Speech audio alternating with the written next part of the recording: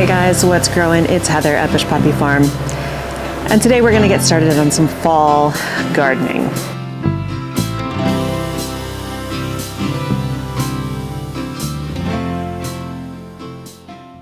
So obviously I've been absent for nearly a week.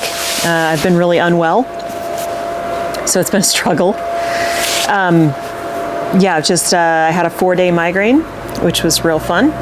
And lots of nausea and just feeling like I had the flu. It is none of those things. It's just my body dealing with the hormonal changes of being 53 years old. So kind of sucks because it's a repeated thing all the time now, but eventually this will end.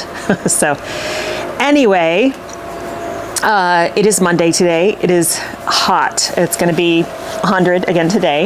It was 100 yesterday.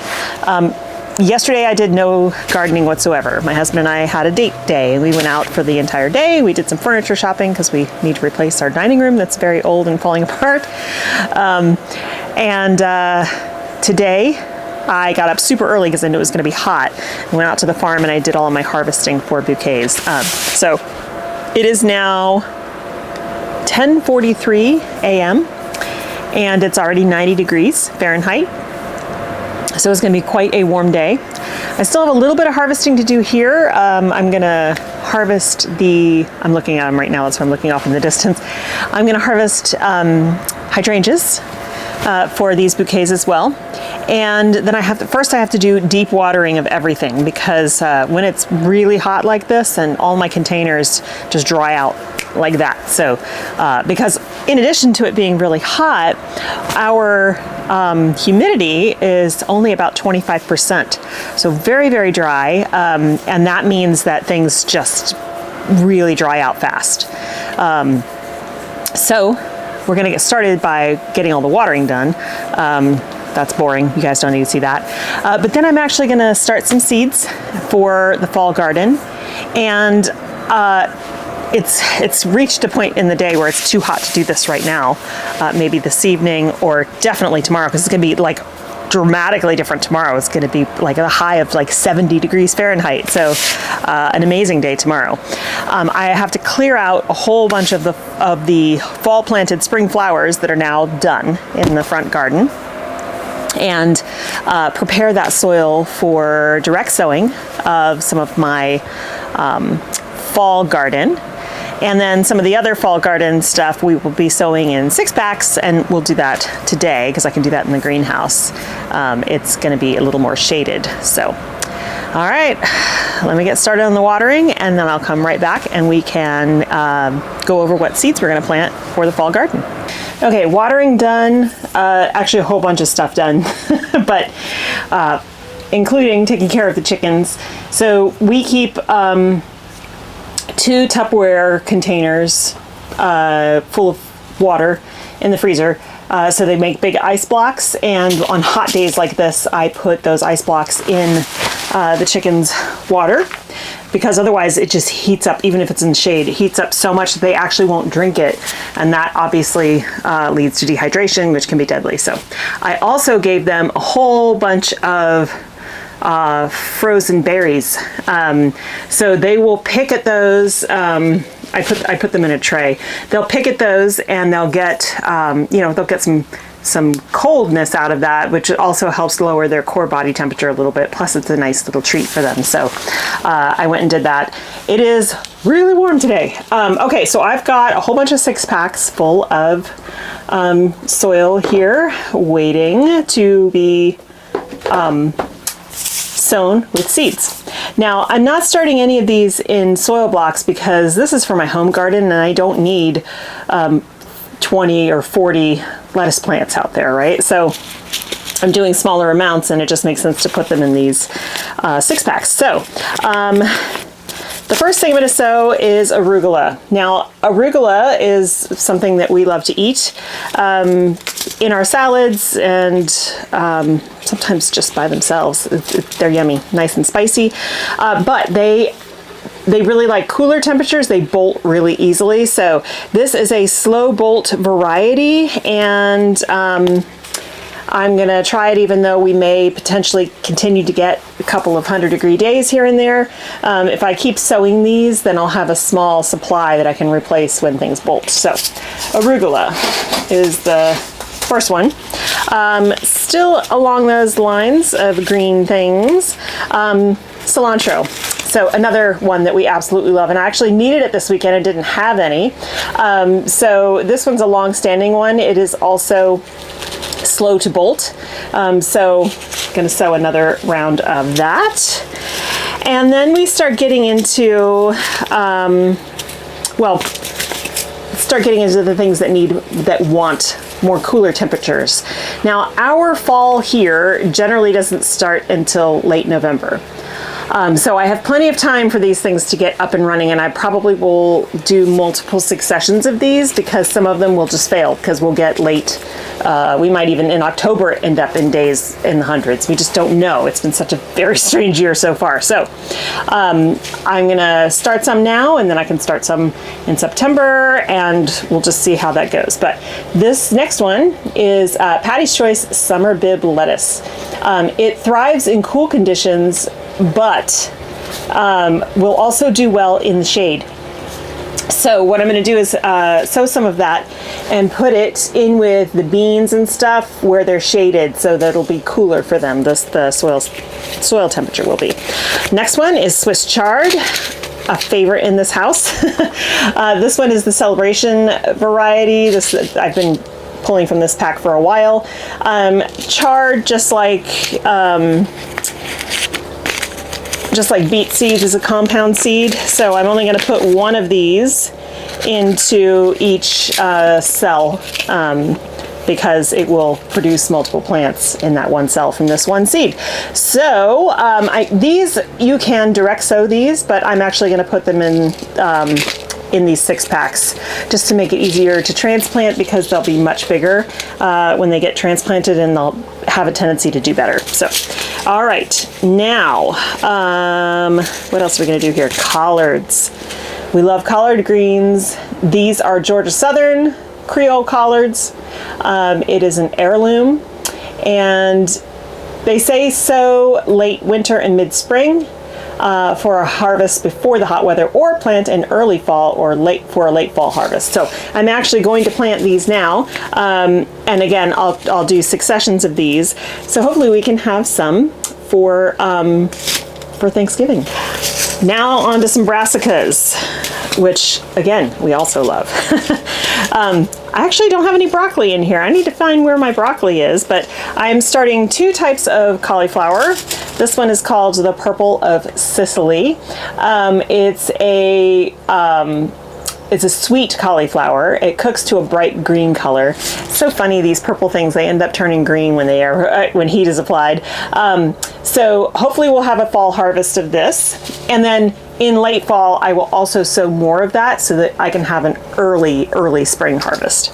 And then this is amazing cauliflower. It's an easy to grow variety. It's mature at 10 inches and does well in a variety of climates with wet and clay soil. We still have clay soil, even though I've amended it multiple times. All right, and now moving on to more brassicas, the Brussels sprouts. We love these. It says best planted in midsummer for fall harvest. So it might be a little late for these because they do take a really long time, but I'm gonna try it anyway. Maybe we'll have some for Thanksgiving. Those tend to get covered in aphids and all kinds of other bugs too. So, I sow more than I need because sometimes they're just completely overrun by bugs and you can't eat them. And then 2 types of cabbage I'm also going to put in soil in 6-packs today. Copenhagen Market and Red Acre cabbage. And love cabbage, so I'm hoping that these do well. I just have to have patience. These are both frost tolerant. The Copenhagen Market is 65 to 80 days, and the Red Acre is 75 to 100 days. So they're, they take a while. So I'm gonna get all of these sown, and then we're gonna go inside because it's too hot to continue working outside at high noon. And we're gonna actually start, I need to get some dough started for sourdough to bake tomorrow. And then I need to make a bunch of salsa for canning.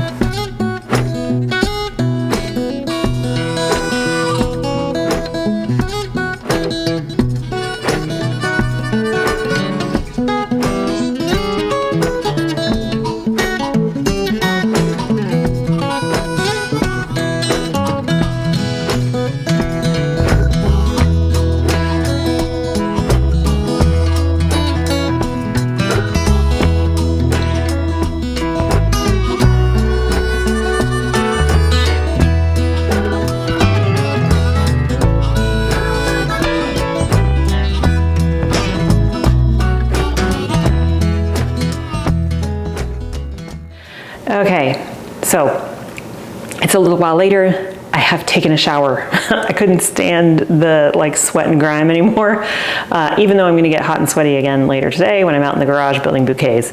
At least right now in the air conditioning, I feel better.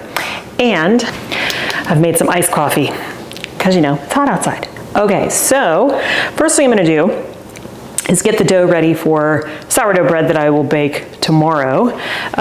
This is my starter. Started down here this morning, I fed it, and now it's up to here. So I'm gonna use some of this, and then it will go back in the fridge. It will stay in the fridge. It kind of stops the fermentation process. It'll stay in there for like a week or so, and then it's time for me to use it again. So I can keep it in there unfed, and it will kind of be in stasis until I pull it back out again and get it to room temperature. So the recipe that I have is actually, it's on my website, which I can link in the show notes here. I've cobbled it together from a bunch of different sources because when I was trying to learn how to do sourdough bread, there was lots and lots of different information out there. So this is a recipe that, like I said, I have cobbled together from a lot of different sources, and it has been working for me. So I don't make any changes to it, I just stick to it. So let's go through that. What I do is I do all of this by weight. I find that when I'm baking, doing things by weight makes things much more accurate, and I have fewer failures when I do things by weight. So I just have a simple kitchen scale here. I am going to tare it to this weight so that I can then add things in and re-tare every time, and make sure I always get the right amount. Okay, so the bowl is tared on the scale here. And we're gonna start with the all-purpose flour. So I have 250 grams of that goes in the bowl. And since I'm going by weight, I don't have to worry about the flour being compressed in this cup. I'm just dumping it in and I'm weighing it. Oh, that's on ounces. I need to go to grams. Okay, 54 grams so far.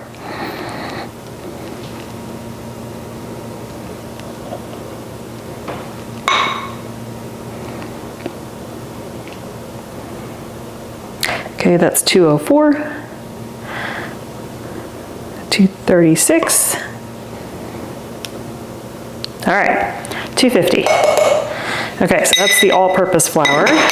Now I'm gonna tare it again, and we're going to the bread flour, 125 grams.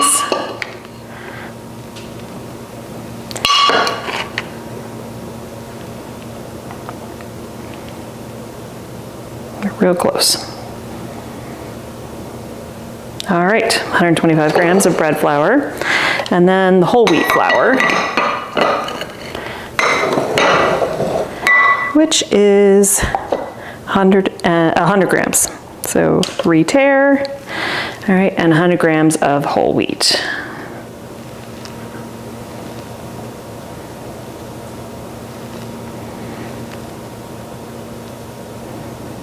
There we go, exactly 100 grams. Okay, now we're going to add the salt, 10 grams of salt, so re-tare it, and there we go, 10 grams. All right, finally, well not finally, we're gonna put water in here too, but the next thing is the fed sourdough starter. So 100 grams of that. This one's a little bit harder because it's so fluffy coming out of the jar. All right, that's 38.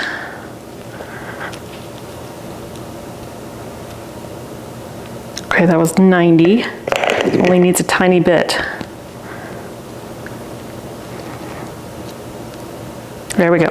That's actually over 100, but I don't mind going over with the starter because I find that just gives me a nice fluffy bread.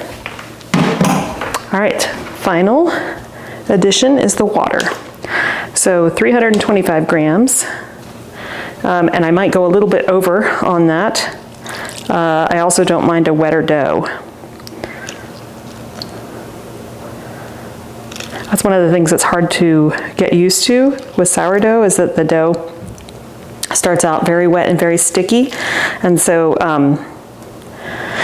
a lot of times they will say to newer folks to not use as much water till you get used to working with it. Okay, so I'm going to take it off the scale because we don't need that anymore. And with the spoon, I'm going to start incorporating it, but I am actually going to get in here with my hands. And the dough is going to be real raggedy at the beginning until it has some time to autolyze. Some people say you don't need to do this step, and maybe that's true. For me, it works to do that step. So it's basically giving the dough time to soak up the liquid and have the starter get more active in there, because basically you're refeeding the starter here because you're adding it to water and flour. All right, so it's pretty shaggy. That's all right. Going to work with my hands. It's very sticky, as per usual. All right.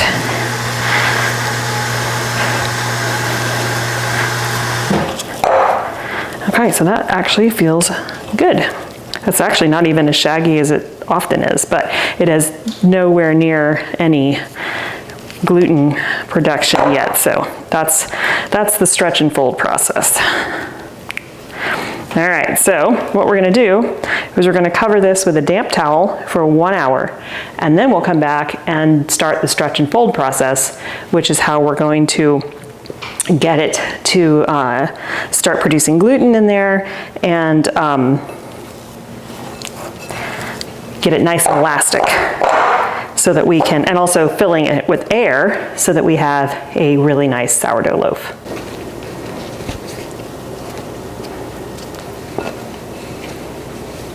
Okay, so you can see I still have quite a bit of this. It only used up about this much.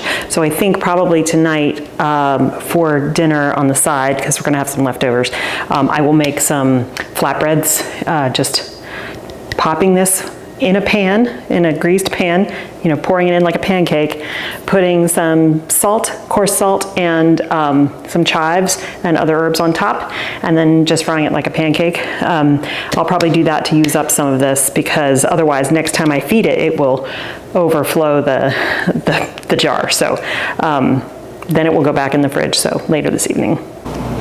Okay, it's been an hour for the dough to autolyze. Now I'm going to do the first stretch and fold.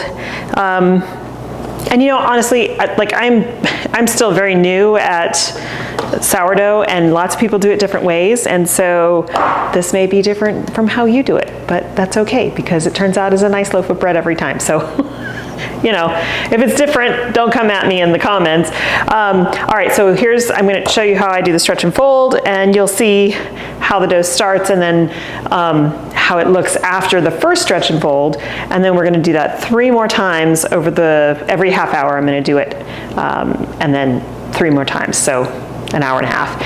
And then it's just gonna rest until bedtime when I do the final shaping, put it in the Banneton, and stick it in the fridge until tomorrow morning when I bake it.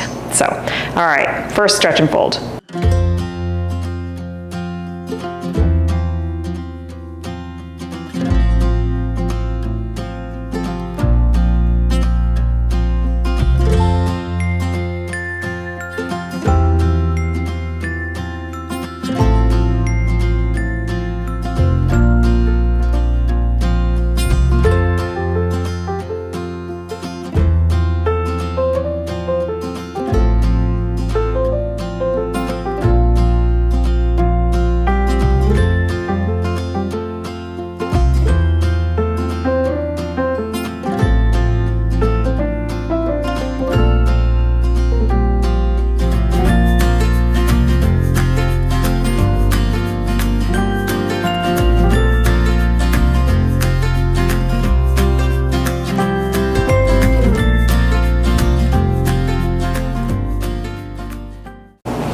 Okay, so now I'm going to make some salsa and can it.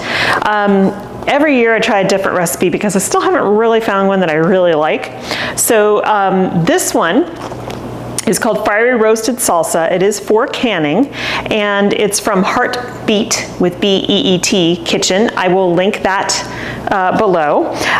This one is a roasted salsa, so it's done a little bit differently. You're actually keeping the skins because they're going to be charred, and they're going to, when you blend them to make the salsa, they're going to impart that kind of smoky roasted flavor. So I'm looking forward to that. Also, that means I don't have to, do an X in the tomatoes and peel the skin and all that kind of stuff. This is actually saving a step. So we'll see how this goes. I think I have everything I need. The only thing I don't have that's in this recipe that she says makes it amazing, and I'm sure I will do this next time, is espresso powder. So she says it's optional, but it really adds another layer of flavor. So I'm sure I will try that next time, but I don't have espresso powder on me. So the first step is to get the broiler going, and I washed and dried my tomatoes and peppers, and I'm going to spread them out on a baking sheet, and basically we're going to char them in the broiler, char one side, flip them, char the other side, and they're whole. They're not cut.